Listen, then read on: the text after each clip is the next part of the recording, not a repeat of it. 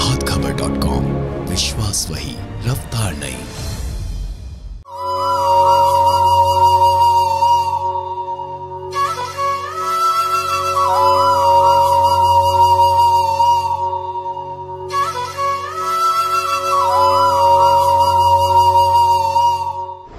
नमस्कार दर्शकों, आप देख रहे हैं प्रभात खबर। मैं अलीगढ़ से चमन शर्मा।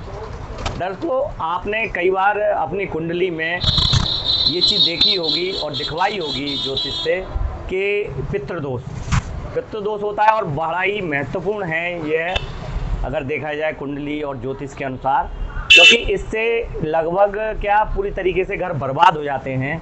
आइए हम मिलवाते हैं अलीगढ़ के वरिष्ठ ज्योतिषाचार्य पंडित हृदय रंजन शर्मा जी से और जानते हैं कि आखिर ये जो श्राद्ध पक्ष पितृपक्ष आ रहे हैं वो आपकी कुंडली में जो पितृदोष है उसको किस तरीके से दूर कर सकता है। तो आइए जानते हैं उन्हीं से। श्राद्ध पक्ष वास्तव में अपने पूर्वजों की याद में पूरे वर्ष में एक दिन उनके लिए करने का दिन होता है, जो हम अपनी हैसियत के अनुसार कुछ भी कर सकते हैं। दूसरा, अपनी नई पीढ़ी को इस बात से अवगत कराना होता है कि हमारे वैदिक संस्कार क्या हैं, हमारे परिवार की पीढ़ी क्या है।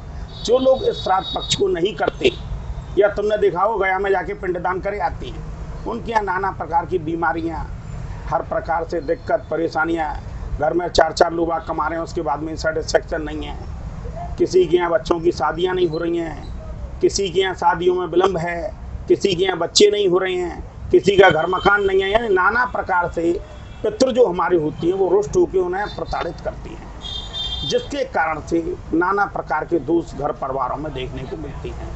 मेरी जानकारी में कई ऐसे परिवार हैं जिनके यहाँ बहुत से लोगों की शादियाँ ही नहीं हुई, या सब कुछ है उनके पास में मगर खुशहाली नहीं है, या सब कुछ है पैसा है मगर मकान ही नहीं मिलता है, बच्चों के बच्चे नहीं हो पा रहे हैं, या उन्होंने टेस्ट बेबी की भी व्यवस्था करी वो भी नहीं हो पा रही है। तो इसे आप क्या कहेंगे? यही पितृदोष है। तो पितृदोष का अगर दूर करने के लिए जैसा सुना जाता है कि श्राद्ध पक्ष से भी कुछ कनेक्शन है। सबसे पहली बात मैं आपको ये बता दूं, कितने हिंदुओं में ऐसे व्यक्ति हैं कि श्राद्ध करते वक्त अपने बच्चों या उनके बच्चों से वो कार्य करवाते हैं। कार्य कराने से मतलब संस्कार है, पूजा पाठ है, या ब्राह्मण भोजन आदि में उनकी व्यवस्थाओं में देखरेख है। सबसे बड़ी बात, हमारी जो नई पीढ़ी है वह इन संस्कारों को खोती चली जा रही है, जिसे श्राद्ध पक्ष या पितृपक्ष कहती हैं। मैं आज भी आपको बता दूं, कॉन्वेंट कॉलेजों के ज़्यादातर बच्चों को इस विषय का कोई ज्ञान नहीं है और ज़्यादातर ये समस्याएं उन लोगों के यहाँ देखने को मिलती हैं। वास्तविकता में अगर आप पितृपक्ष का कार्य पूरा करती हैं, पितरों की पूर्वजों की सेवा करती हैं, तो पितृदोष कुंडली से हमेशा के लिए चला जाता है। ये बिल्कुल सत्य बात है। जबकि देखने में क्या आता है, माता पिता बाजार से कचौड़ियाँ ली, उनके ऊपर 10 का नोट रखा, दे आए, या मंदिरों में जाके खाना बांटे आए। ये थोड़ी ना है भाई। आपके जो पूर्वज थे, आपके जो पितृ थे, क्या वो भीख मांगते थे? आप किसी को भी दे देते हैं। और सुनो, क्या उसमें वो भाव या संस्कार था? क्या घर की स्त्रियां सुबह से उठी, उन्होंने खाना पीना बनाया, सब काम करे? क्या बच्चों ने आदर सत्कार से उन्हें खिलाया, सब काम करे? क्या उन्होंने उनके चरण धोए, चरण लिए, आशीर्वाद लिया? फिर कैसे पितृदोष जाए? यही पितृदोष है कि सब कुछ होने के बाद में भी आदमी कहीं ना कहीं पड़ेगा। तो पंडित जी, जैसा कि अच्छी तरीके से पितृदोष समाप्त हो जाए तो पितृपक्ष को किस तरीके से, मतलब श्राद्ध पक्ष को करना चाहिए? कुछ ऐसे सजेशन है जो आप दे सकते हैं? सबसे पहली बात, पितृपक्ष का पहला उद्देश्य जो है वो है संस्कार, आस्था, अपने पूर्वज में विश्वास। आपने देखा होगा पितृ कौन बनता है? आपने देखा होगा कोरोना काल में लोगों की मृत्युआं हुई जी।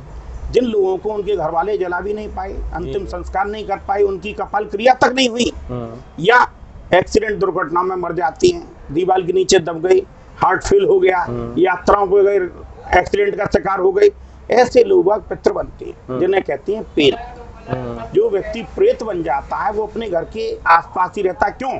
उसके मन में कोई ना कोई इच्छाएं दबी रह जाती हैं, जी, टाइप ऑफ इच्छाएं शेष रह जाती हैं, जिनके लिए वो कुलकुलाता है। अरे कि मेरे बच्चे मेरे पैसाओं का नाश कर रहे हैं, अरे कि मेरे बच्चे फलाने काम नहीं कर पा रहे। अब वो बच्चे उसे भूल जाते हैं, उसके एवज में सालों से एक भी दिन याद नहीं करती हैं। दूसरी बात, आडंबर या दिखावे के लिए श्राद्ध पक्ष में हाईफाइनेस का प्रयोग किया जाता है बड़े स्तर पे। श्राद्ध का पहला नियम है अगर आप श्राद्ध पक्ष में अपने पूर्वजों के लिए कुछ करना चाहते हैं तो सबसे पहले अपनी हैसियत के अनुसार अपने पूर्वज को याद करें, उन्हें आमंत्रित करें कि आज आपके नाम का श्राद्ध है, आप आके भोज लें। संस्कारी रूप से बच्चों से उनको श्राद्ध करवाएं या खुद करें, क्योंकि इसमें महिलाओं का इस्तेमाल नहीं होता, इसमें पुरुष ही ये ज़्यादातर कार्य करना चाहिए। जी। उसके बाद में श्राद्ध करने के बाद में आदर सत्कार से उसके चरण धोएं, उसके हाथ पैर जोड़ें, उसे जो दान दक्षिणा कपड़े लत्ते जो देने वो दें, उससे पूरा आशीर्वाद लें। तो ये मैं आपको गारंटी दे रहा हूँ कि पितृदोष हमेशा हमेशा के लिए चला जाएगा जी, जिससे नई पीढ़ी को ये संस्कार देखने को मिलेगा कि हमारे पूर्वज अपने पूर्वजों के लिए क्या करते थे, तो वो आगे उनके लिए भी करेंगे। प्रभातखबर.com, विश्वास वही, रफ्तार नहीं।